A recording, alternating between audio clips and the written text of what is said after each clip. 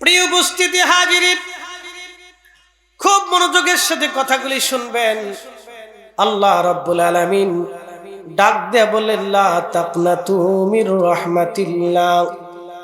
রে বান্দা, নিজের নফসের সাথে যদি তুমি জুলুম করো, গুনাহ করতে করতে 7 আসমান যদি তুমি ভরে ফেলে দাও, 7টা জমিন যদি তুমি ভরে ফেলে দাও, রে বান্দা ভয় পাইও না। লা তাকনাতু মির রাহমাতিল্লাহ, আমার রহমত থেকে তুমি নিরাশ হইও না। আমি ওয়াদা করলাম, ইন্নাল্লাহা ইয়াগফিরুয যুনুবা জামিআ, আমি তোমার জীবনের সব গুনাহগুলি মাফ করে দেব।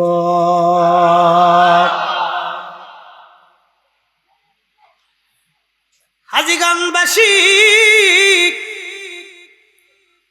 প্রিয় নবী সহিহ বুখারীর মধ্যে বলেন, এক পতিতা নারী টাকার বিনিময়ে দেহ ব্যবসা করত। আপনি বুঝেন, একটা নারী পতিতা টাকা দিলে তার শরীর এবং মন একজন পুরুষকে দিয়ে দেয়।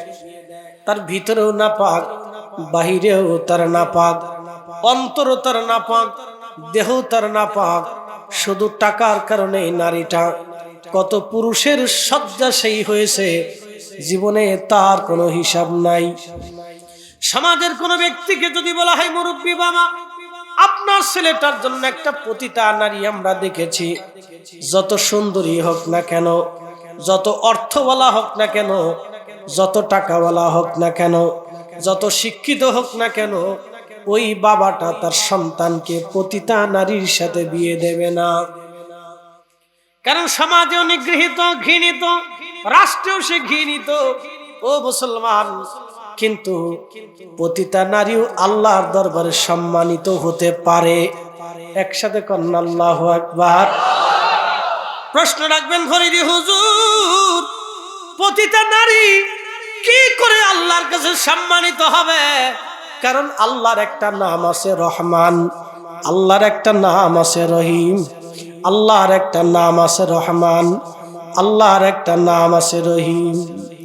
কখনো তোমাকে যদি ভুলি, কখনো তোমাকে যদি ভুলি, হেদায়েতের আলো জেলে নিয় কাছে তুলি, ঠাই দিও প্রিয়তম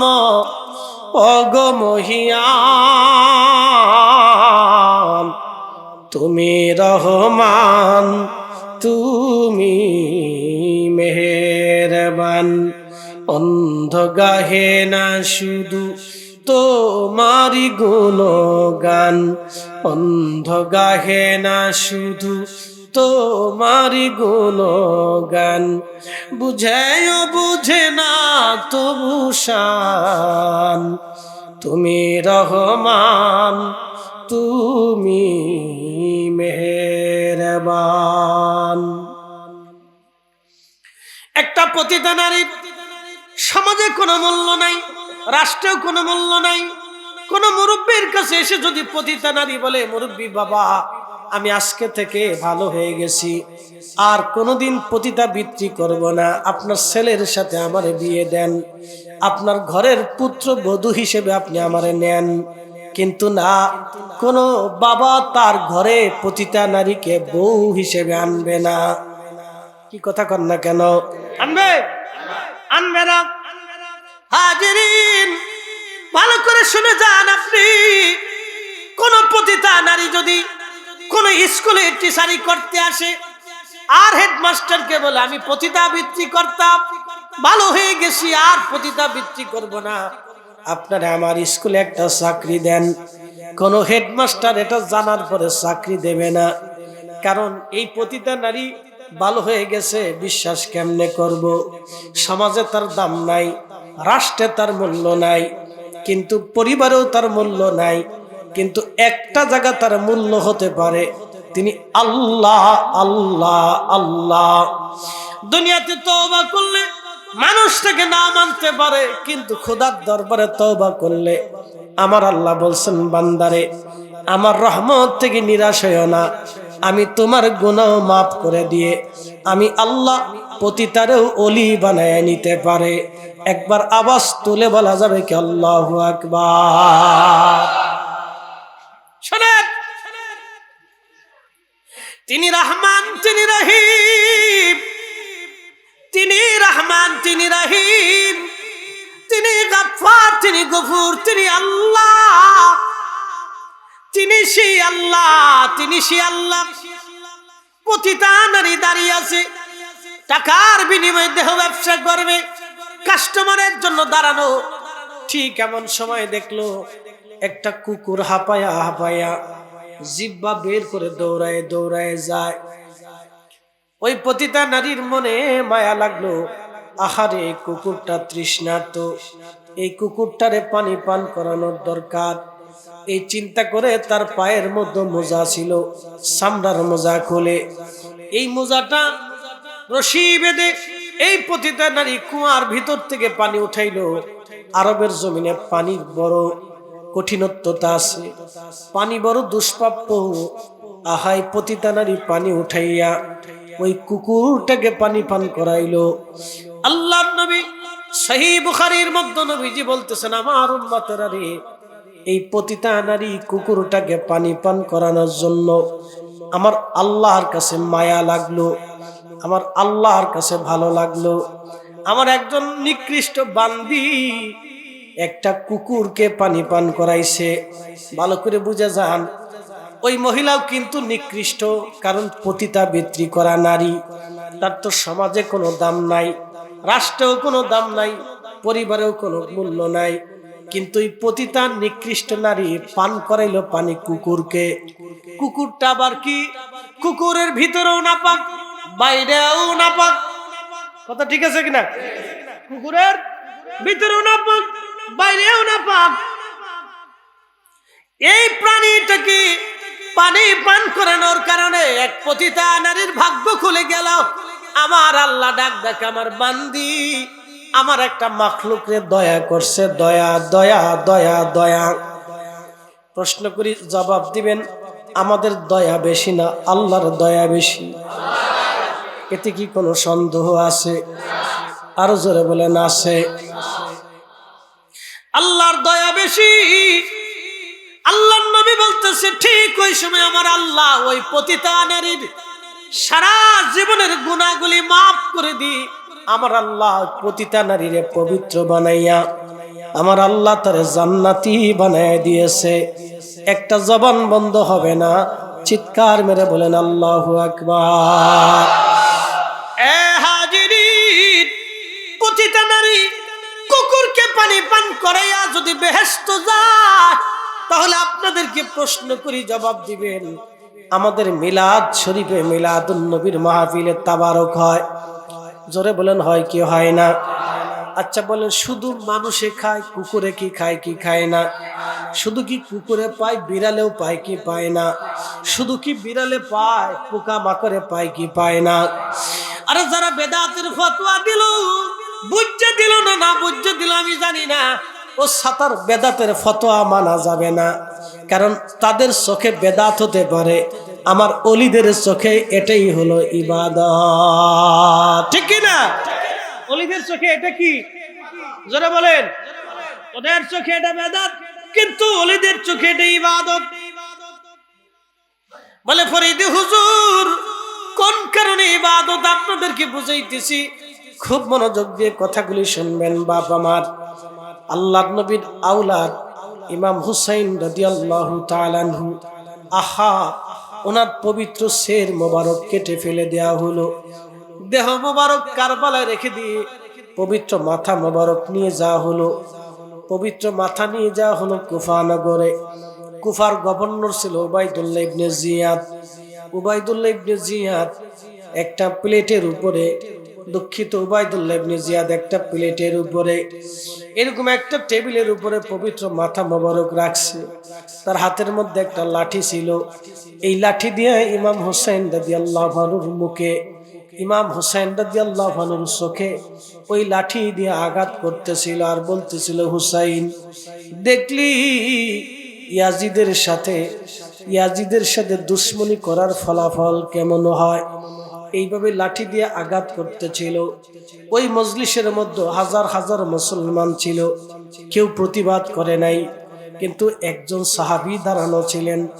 ওই সাহাবীর নাম যায়েদ ইবনে আরকাম রাদিয়াল্লাহু আনহু। উনি যখন যুবক তখন মদিনায় আমার নবীর খেদমত করতেন। উনি ইরাকের সাহাবী ছিলেন, সুদূর ইরাকের কুফা থেকে মদিনা শরীফে গিয়েছিলেন। উনি আল্লাহর নবীর কদমে খেদমত করতেন। আর হাসান হুসাইন রাদিয়াল্লাহু আনহুমা নবীজির তখন ছোট্ট, তারা নবীজির কোলে থাকতেন, নবীজির কাঁধে চড়তেন, নবীজির বুকের উপরে আসতেন, নবীর কোলের মধ্যে বসতেন, নবীজির ঘাড় মোবারকের উপরে বসতেন। যায়েদ ইবনে আরকাম এইগুলি দেখতেন। আল্লাহর নবী হাসান আর হুসাইনকে ওই মুখের মধ্যে চুমা দিতেন, ঠোঁটের মধ্যে চুমা দিতেন, কপালে চুমা দিতেন, মুখে চুমা দিতেন, আহা আদর করতেন, চুমা দিতেন। চুমায় চুমায় হাসান হুসাইনকে ভরে দিতেন। যায়েদ ইবনে আরকাম, ইমাম হুসাইন যেই দিন শহীদ হয়ে যান, ওই দিন তিনি বৃদ্ধ হয়ে গেছেন, বয়স হয়ে গেছে। হযরত যায়েদ ইবনে আরকাম লাঠির উপরে ভর দিয়ে হেঁটে হেঁটে তিনি আসছেন ইমাম হুসাইনকে এক নজর দেখার জন্য। সেই ছোট্ট কালে দেখেছিলাম, আজকে না জানি ইমাম হুসাইন কত বড় হয়েছে। বৃদ্ধ সাহাবী ইমামে হুসাইনকে একটা নজর, আওলাদে রাসূল সুলতানে কারবালাকে একটা নজর দেখার জন্য নবীর সাহাবী আসছে। লাঠির উপরে ভর দিয়ে দাঁড়িয়েছে। বৃদ্ধ মানুষ, শক্তি দুর্বল, চোখের পাওয়ার দুর্বল। তিনি দেখতেছিলেন উবাইদুল্লাহ ইবনে জিয়াদ এই পবিত্র সত্তা মহামানবের সাথে বিয়াদবি করতেছে। তখন নবীর সাহাবী চিৎকার মেরে উঠলেন, রে মারজানার ছেলে, করিস কি? তোর সাহস কি করে হয় রে বেটা মারজানার ছেলে? এ মারজানার ছেলে, তোর হাতের লাঠি নামা, ওই মুখের মধ্যে হাতের লাঠির আঘাত করবি না। আমি নবীর সাহাবী যায়েদ ইবনে আরকাম বলতেছি, আমি নিজে চোখে দেখেছি, তুই যেই ঠোঁটের মধ্যে আঘাত করো, ওই ঠোঁট মোবারকে নবীজি চুমা লাগাইতো। আমি নিজে দেখছি ওই কপালে চুমা লাগাইতো। আমি নিজে দেখছি ওই মুখে চুমায় চুমায় নবী আদরে ভরে দিত। আরে মারজানার ছেলে, তোর হাতের লাঠি নামা। ওই সময় ওই মুনাফিক উবাইদুল্লাহ ইবনে জিয়াদ আহা নবীর সাহাবীকে ধমক দিয়ে বললেন, ও নবীর সাহাবী, তুমি যদি বৃদ্ধ না হতা তাহলে তোমার এইখানে জবাই দিতাম। যায়েদ ইবনে আরকাম বললেন, ও দুশমনের রাসূল, আমি সাহাবী রাসূল, আমার হায়াত যদি একবার থেকে আবার শহীদ হই, শহীদ থেকে যদি আল্লাহ আমারে আবার জিন্দা বানায়, আবার যদি শহীদ হই, এইভাবে 1000 জীবন যদি আল্লাহ আমাকে দেয়, 1000 জীবনে আমি এই পবিত্র সত্তা আওলাদে রাসূলদের জন্য জীবন দিতে রাজি আছি। একটা জবান বন্ধ থাকবে না, জোরে বলেন আল্লাহু আকবার। সেই দিন আওলাদে রাসূলের পবিত্র মস্তক মুবারক নিয়ে যাওয়া হলো। বর্ষার আগে চলাইয়া উবাইদুল্লাহ বলল, সিরিয়া নিয়ে চলে যাও। তো সিরিয়ান সৈন্যরা আহলে বাইত রাসূলের মাথা মোবারক নিয়ে যাচ্ছে। সিরিয়াতে নিয়ে যাওয়ার সময় মরুভূমির রাস্তা অতিক্রম করার সময় কোনো বিশ্রামের জায়গা খুঁজে না পেয়ে ওরা দেখলে একটা খ্রিস্টানদের গির্জা দেখা যায়। ওই গির্জার কাছে চলে গেল। গির্জার কাছে যাইয়া গির্জার সামনে দাঁড়ায় বলল, কেউ আসো। গির্জার যিনি পাদ্রী ছিলেন তিনি বের হয়ে আসলেন। পাদ্রী ডাক দিয়ে বলেন, তোমরা কারা? বলে, আমরা সিরিয়ান ইয়াজিদের সেনাবাহিনী। বলতেছে, তোমরা কি চাও? বলে, পাদ্রী, আজকে রাতটা তোমার গির্জার ভিতরে আমাদেরকে জায়গা দাও। আজকে রাতটা তোমার এখানে আমরা থাকতে চাই। বিনিময়ে তুমি যা চাবা আমি তোমাকে তাই দেব। পাদ্রী ডাক দিয়ে বলল, তোমরা সিরিয়ান সৈন্য বুঝলাম, কিন্তু বর্ষার আগায় একটা পবিত্র মাথা ঝুলিয়ে রাখছো, সুন্দর নূরের চেহারা দেখা যায়, খুবই সুন্দর নুরানি চেহারার অধিকারী। আমি মানুষ দেখেছি, এত সুন্দর মানুষ তো আমি দেখি নাই। তোমরা এত সুন্দর মানুষের মাথা কেটে নিয়ে কোথায় যাও? পরিচয় কি দিবা? ওরা বলতেছে, দেখো পাদ্রী, উনি হচ্ছেন আমাদের নবী, উনি হচ্ছে আমাদের নবীর দৌহিত্র ইমাম হুসাইন। কারবালায় ইয়াজিদের বাহিনীর সাথে যুদ্ধে পরাজিত হয়েছেন। ওনার মাথা কেটে বর্ষার আগায় বিদায় আমরা ইয়াজিদের কাছে প্রেরণ করতেছি। পাদ্রী ডাক দে বলে, না মুসলমান, তোরা কিসের মুসলমান রে? তোরা কিসের মুসলমান? আমি খ্রিস্টান, আমি ঈসা রুহুল্লাহর উম্মত, আমি ঈসা নবীকে ভালোবাসি। আমরা খ্রিস্টানরা ঈসা নবীর জুতাও যদি আমরা পাইতাম, ঈসা নবীর সিরাক কাপড়টাও যদি আমরা পাইতাম, তাহলে এই জুতার কাপড়টাকে আমরা মহা নিয়ামত বানাইয়া আমরা একবারে সংরক্ষণ করে রাখতাম। আর তোরা এই নবীর দৌহিত্র পাওয়ার পরেও তার মাথা কেটে ফেলেছিস। তোদের মতো নিমক হারাম বেঈমান মুসলমান দুনিয়ার জমিনে আর হতে পারে না। এ বেঈমানের দল, তোদেরকে আমি আমার গির্জার ভিতরে থাকতে দেব আজকে রাতে, কিন্তু আমার একটা শর্ত আছে। বলে, কি শর্ত? বলে, শর্তটা হলো ওই পবিত্র মাথা মোবারক আমার কাছে দিতে হবে। আমি একটা রাতের খেদমত তার করব, পরিচর্যা করব, পরিষ্কার করে দিব। ঠিক তখনই ওই পাদ্রী কথা বলার পরে ওই ইয়াজিদের সৈন্যরা বলল, না, আমরা এই পবিত্র মাথা আপনাকে দেব না। পাদ্রী বলল, যদি দাও রাত্রিবেলা আমার গির্জায় থাকতে পারবা। 2 নম্বর, যদি দাও তাহলে তোমরা শোনো, তোমাদেরকে আমার এই গির্জার ভিতরে 10,000 স্বর্ণ মুদ্রা আছে, এই 10,000 স্বর্ণ মুদ্রা আমি তোমাদেরকে দিয়ে দিব। ওরা চিন্তা করলো, টাকাও পাবো, থাকতেও পাবো, অসুবিধা কি? ঠিক আছে, আমরা রাজি হয়ে গেলাম। বলতেছে, মহিলারা কারা?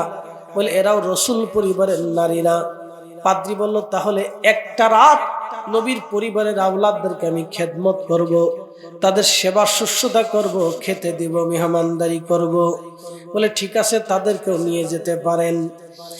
ওই পাদ্রীর গির্জার পাদ্রী এসে হযরত জয়নব রাদিয়াল্লাহু আনহার সামনে দাঁড়াইয়া করজোরে বললেন, আপনি আওলাদে রাসূল, যদিও আমি একজন খ্রিস্টান, কিন্তু আপনার নানাকে মহাব্বত করি, কারণ আপনার নানা অতুলনীয় আদর্শের মানুষ ছিলেন। আপনারা আজকে বিপদগ্রস্ত, তৃষ্ণার্ত, ক্ষুধার্ত, মনে যদি না করেন হযরত জয়নব, আজকে রাতটা আপনি আমার কাছে মেহমান, আপনাদেরকে আজকে মেহমানদারি করব। জয়নব বললেন, ঠিক আছে পাদ্রী, আমাদের জায়গা দাও। ভিতরে নিয়ে যাওয়া হলো। সুন্দর পরিবেশে মহিলাদের দায়িত্ব দিয়ে দেওয়া হলো। তারা তাদের পরিচর্যা করতে লাগলেন। ওই পাদ্রী পবিত্র মাথা মুবারক নিয়ে আসছে, নিজের রুমের ভিতরে একটা স্বর্ণের বাসনের উপরে, স্বর্ণের প্লেটের উপরে পবিত্র মাথা মুবারক রাখলেন। আর একটা স্বর্ণের পাত্র দিয়ে পানি ভরে এনে ইমাম হুসাইন রাদিয়াল্লাহু আনহুর পবিত্র মাথায় পানি ঢেলে চুল, দাড়ি মোবারক, মুখ মোবারকে ধুলাবালি, ময়লা কাদা, ধুলাবালি এবং কাদা লাগা ছিল, এগুলি পানি দিয়ে পরিষ্কার করে করে পরিচ্ছন্ন করে দিচ্ছিলেন। রক্ত মোবারক লেগেছিল, পরিষ্কার করে দিচ্ছিলেন। আর কাঁদতেছিলেন আর বলতেছিলেন, হুসাইন, তুমি নবীর দৌহিত্র হওয়ার পরেও তোমার নানার উম্মতরা তোমাকে হত্যা করলো। শুধু হত্যাই করে নাই, তোমার মাথা কেটে নিয়ে চলে আসছে। আমি এইরকম বেঈমান মুসলমান কোনোদিন দেখি নাই। এই কথা বলে নীরবে নির্জনে পাদ্রী চোখের পানি ফেলে দিয়ে কেঁদে ফেললেন।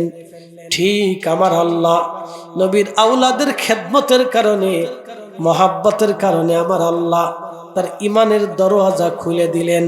ওই পাদ্রী দেখে আল্লাহর আকাশ থেকে একটা নূর মোবারক, ইমাম হুসাইন রাদিয়াল্লাহু আনহুর চেহারা মোবারক এসে নূর এসে গেছে।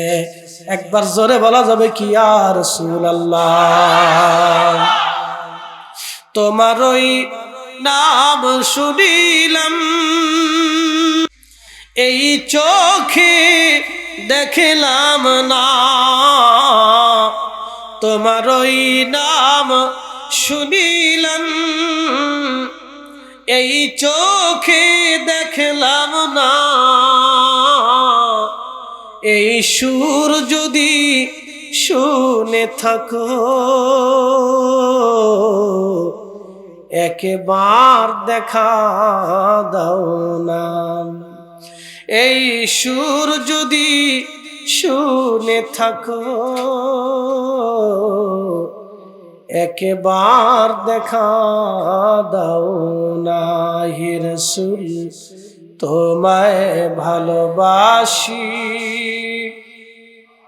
অন্তরে শুধু মুখে নয়, জান্নাতের আশায় নয় হে রাসূল, জাহান্নাম কেউ ডরি না। জান্নাতের আশায় নয় হে রাসূল, জাহান্নাম কেউ ডরি না।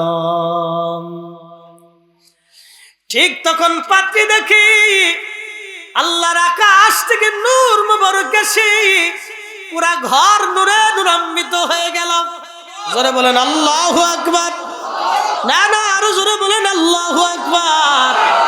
তার মানে কি ইমাম হুসেইন যেখানে আমার আল্লাহর নূর সেখানে, কি কথা বলেন ঠিক কিনা? ইমাম হুসেইন যেখানে নবী রাহমাতুল লিল আলামিন সেখানে, ঠিক কিনা?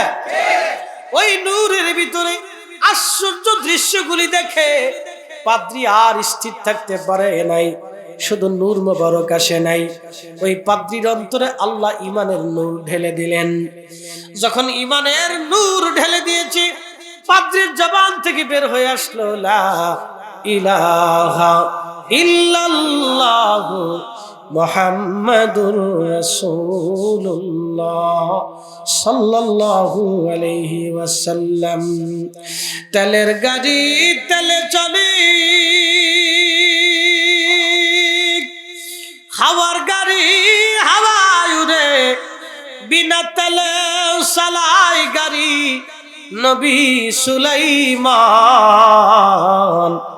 আমরা সেই মুসলমান, আমরা সেই মুসলমান। হাজীগঞ্জবাসী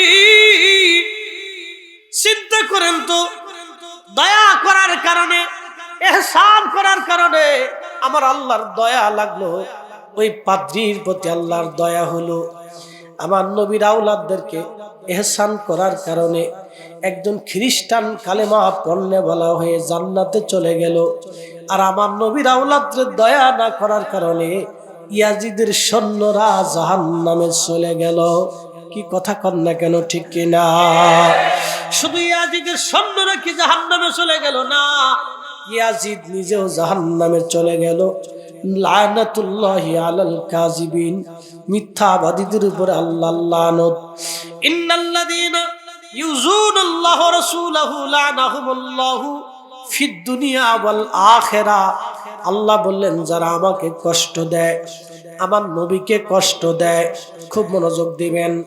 আল্লাহ বললেন যারা আমারে কষ্ট দেয়, আমার নবীরে কষ্ট দেয়, আমি আল্লাহর পক্ষ থেকে তার উপরে লানত, দুনিয়াতেও লানত, হাসরেও লানত, কবরেও লানত, মরণেও লানত, আখিরাতেও লানত, ফুলজিরাতেও লানত, হাউজে কাউসারে লানত, দুনিয়াতেও লানত। এই জন্য কেউ যদি নবীরে কষ্ট দেয়, সে আল্লাহকে কষ্ট দিল। যে আল্লাহকে কষ্ট দেয়, সে নবীকে কষ্ট দিল। যে আহলে বাইতকে কষ্ট দেয়, সে নবীকে কষ্ট দিল। যে নবীকে কষ্ট দেয়, আল্লাহকে কষ্ট দিল। আর আল্লাহকে কষ্ট দেওয়া মানে লানত প্রাপ্ত হওয়া। এই জন্য ইহসান বিল ইহসান, দয়ার বিনিময়ে দয়া, দয়ার বিনিময়ে দয়া, দয়ার বিনিময়ে দয়া। আপনি যদি দয়া করেন দয়া পাবেন, যদি দয়া করেন দয়া পাবেন। প্রতিটা নারী কুকুরকে দয়া করার কারণে তার জীবনের গুনাহ মাফ হয়ে গেল। একজন খ্রিস্টান নবীর আহলকে দয়া করার কারণে, ভালোবাসার কারণে খ্রিস্টান কালেমা পড়ে জান্নাতে চলে গেল। এ হাজিরিন, দয়ার বিনিময়ে দয়া, দয়ার বিনিময়ে দয়া। এই জন্য আল্লাহ দয়াশীল। এই জন্য আল্লাহ বললেন লা তাকনাতু মির রাহমাতিল্লাহ, তোমরা আমার রহমত থেকে নিরাশ হইও না। এই জন্য আমরা সবাই আল্লাহর কাছে ধরা, কি কথা কন না কেন, ঠিক কিনা? আমরা আল্লাহর কাছে কি ধরা, আল্লাহর কাছে ধরা, উপায় নাই। প্রশ্ন করবেন ফরিদি হুজুর উপায় কি? উপায় আছে, ভয় নাই। একসাথে বলবেন আল্লাহু আকবার। ভয় আছে, ভয় নাই। যদি কোনোদিন মদিনাতুল মুনাওয়ারাতে যান তাহলে একটা জায়গা পাবেন, এই পাহাড়ের নাম হচ্ছে খন্দকের পাহাড়। খন্দকের পাহাড়ের পিছনে একটা পাহাড় আছে, এই পাহাড়ের নাম জাবাল আবু সিলা। এই পাহাড়ের নাম হচ্ছে জাবাল আবু সিলা। আমরা সাথে না গেলে আপনাদেরকে দেখাইতো না, এটা সবাই চিনেও না। আমি বহু হাজি মুআল্লিমদেরকে বলছি, চিনেও না, কোনোদিন নামও শুনে নাই। হ্যাঁ, এটা আল্লাহর তকদির লাগে। জাবাল আবু সিলা, এখানে সহসা হাজির এই জায়গাটা চিনে না। খন্দকের পাহাড়ের পিছনে একটা পাহাড় জাবাল আবু সিলা। 3 দিন পর্যন্ত নবীজিকে পাওয়া যায় নাই। 3 দিন পর্যন্ত সারা মদিনায় নবীকে তালাশ করে পাওয়া যায় না। ওই 3 দিন পর্যন্ত এই পাহাড়ের জাবাল আবু সিলার গুহার ভিতরে নবীজি 3 দিন সেজদায় পড়েছিলেন। 3 দিন পর্যন্ত সেজদার মধ্যে ছিলেন। খাবার খান নাই, পানি পান করেন নাই, গোসল করেন নাই। সন্তান ভুলে গেলেন, স্ত্রী ভুলে গেলেন, ফাতেমারে ভুলে গেলেন, হাসান হোসেনরে ভুলে গেলেন, দুনিয়ার সবাইরে ভুলে গেলেন। শুধু একটা কথা নবীজি বলতে লাগলেন, ইয়া রব হাবলি উম্মতি, আল্লাহ আমার উম্মত গুনাহগার, আমার উম্মত গুনাহগার, আল্লাহ আমার উম্মত গুনাহগার, আল্লাহ আমার উম্মত গুনাহগার, আমার উম্মত গুনাহগার। কাঁদতেছে নবীজি। 3 দিন 3 রাত পর্যন্ত নবীজি পাহাড়ের গুহার ভিতরে সিজদার ভিতরে পড়ে নবী কাঁদতে লাগলেন। আমরা সেই নবীর উম্মত, কিছুই দিতে পারি নাই বিনিময়ে, আমরা কিছুই দিতে পারি নাই, আমরা কিছুই দিতে পারি নাই, কিছুই দিতে পারি নাই। 3 দিন 3 রাত পর্যন্ত নবী কাঁদতেছিলেন। এই পাহাড়ের গুহার ভিতরে নবী কাঁদেন, আমরা কিছুই দিতে পারি নাই নবীজিকে। হাজীগঞ্জবাসী কিছুই আমরা দিতে পারি নাই। আল্লাহ বানাইলেন কত জাতি,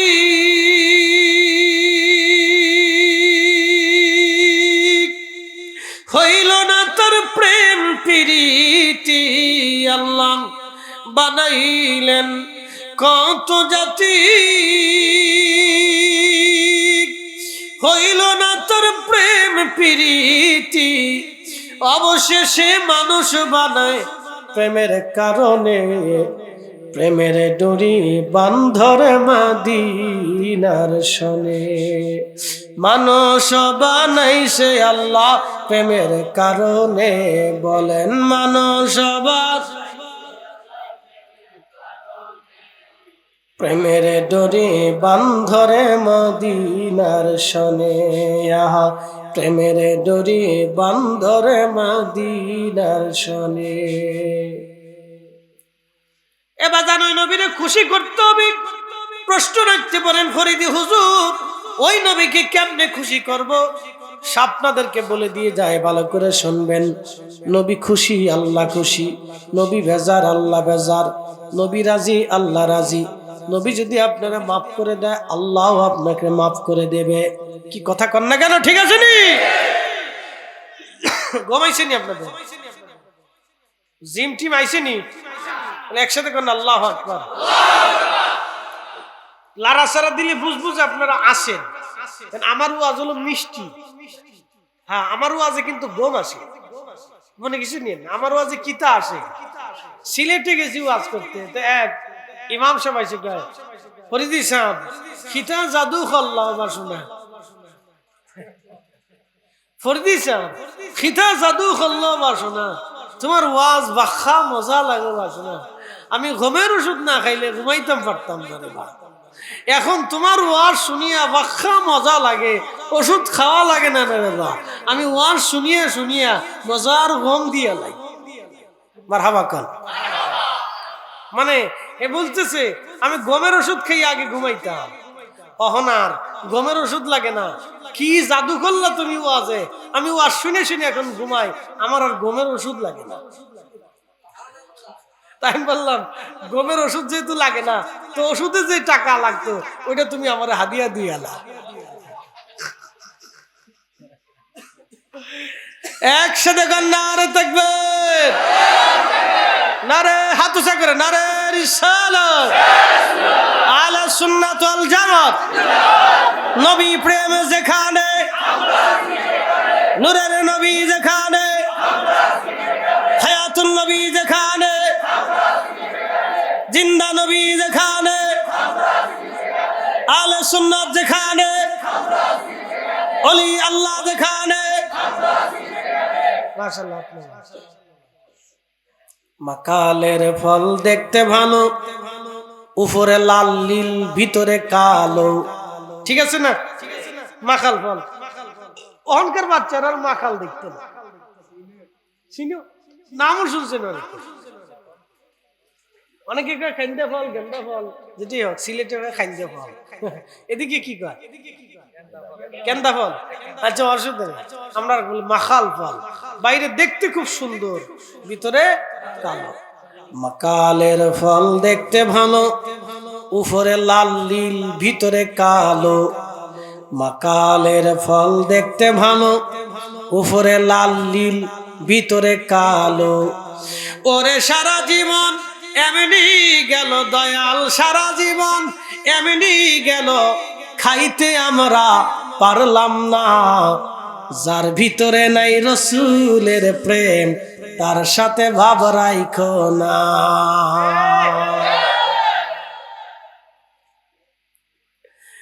এ হাজীগঞ্জবাসী খুব মনোযোগের সাথে শুনে যাবেন। বাপ বন্ধু আমার, কি চমৎকার কথা, কি সুন্দর কথা। আল্লাহ রসুলের মোহাব্বত যদি থাকে, আল্লাহর মোহাব্বত হয়ে যায়। নবী প্রেম যদি হয়, আল্লাহ প্রেম হয়ে যায়। নবী যদি রাজি হয়, আল্লাহ রাজি হয়ে যায়। নবী খুশি যদি হয়, আল্লাহ খুশি হয়ে যায়। প্রশ্ন রাখবেন ফরিদি হুজুর, ওই নবীকে কেমনে খুশি করতাম? চিন্তার কোনো কারণ নাই। নবী রাজি করতে হলে আপনাকে হালাল খেতে হবে। জোরে বলেন কি খাবার? জোরে বলেন কি খাবার? হালাল। একসাথে বলেন কি খাবার? হালাল। হালাল খাইলে দেহ পাক থাকে, রূহ পাক থাকে, নফস পাক থাকে। বন্ধু মনোযোগ দিয়ে শুনবেন, আত্মা পাক, দেহ পাক, আত্মা পাক, দেহ পাক। প্রশ্ন করবেন হুজুর আত্মারে কেমনে পাক বানায়? আত্মার ভিতর গীবত রাখা যাবে না, শিকায়ত রাখা যাবে না, পরনিন্দা রাখা যাবে না, চগলখড়ি রাখা যাবে না, হিংসা রাখা যাবে না, আত্মগরিমা রাখা যাবে না, অহংকার রাখা যাবে না। তাহলে আত্মা পাক হবে। কি পাক হবে? আত্মা পাক হয়ে যাবে। এ মুসলমান ভালো করে শুনে যান, হাজীগঞ্জবাসী, আত্মা পাক, দেহ পাক, শরীর পাক, আত্মা পাক যদি আপনি রাখতে পারেন, এরপরে যদি দুরূদ শরীফ আপনি পড়তে পারেন, নামাজে দুরূদ আছে, নামাজে দুরূদ আছে, তার মানে দুরূদ যদি না থাকতো নামাজ কবুল হতো না। তাশাহুদে নবীর সালাম আছে, কতক্ষণ আছে না? যদি না থাকতো তাহলে বুঝতেন সার শূন্য। আজানে নবীর নাম আছে, আছে না? যদি নবীর নাম না থাকতো সার শূন্য। এই জন্য আল্লাহ আজানে নবীর নাম লাগাই দিলেন। আল্লাহ আল্লাহ কত বড় কৌশলওয়ালা দেখেন। আল্লাহু খায়রুল মাকিরিন। আল্লাহ বলেন আমি বড় কৌশলওয়ালা, কৌশলওয়ালা। প্রশ্ন রাখবেন ফরিদি হুজুর আল্লাহ কিভাবে কৌশলওয়ালা আপনাদেরকে বুঝায়? বলেন ঢাকার মাগরিব সাতপুরের মাগরিব কি একসাথে হয়? 1-2 মিনিট ডিফারেন্স আছে না? ঢাকার মাগরিব সাতপুরের মাগরিব একসাথে না। ঢাকার মাগরিব আর ওই আপনার চট্টগ্রামের মাগরিব একসাথে না। সূর্য যত পশ্চিমে যায় মাগরিব তত আসতে থাকে। তার মানে 24 ঘন্টায় সূর্য চলমান থাকে। কি কথা কন না কেন? আমাদের দেশে যখন সন্ধ্যা লাগে, কানাডায় তখন সকাল হয়। আমাদের দেশে যখন সন্ধ্যা লাগে কানাডায় তখন সকাল হয়, আমাদের যখন সকাল আসে কানাডা তখন সন্ধ্যা লাগে। ভালো করে বুঝে যাবেন। আবার পৃথিবীর এমন স্থান আছে যেখানে 6 মাস সূর্য ডোবে না। এটা আপনার নরওয়ের দক্ষিণ মেরুতে, নরওয়ে, ওই যে আপনার ইউরোপের নরওয়ে একটা দেশ আছে দক্ষিণ মেরু, 6 মাস পর্যন্ত সূর্য ডোবে না, আবার 6 মাস পর্যন্ত সূর্য উঠেও না, একভাবেই থাকে। সূর্য ডুবে না, আবার সূর্য উঠে না, 6 মাস অন্ধকার, 6 মাস আলো। একসাথে কেন আল্লাহু আকবার। খেলা কার? তাহলে 6 মাসে একবার মাগরিব আসে, কথা ঠিক আছে নি?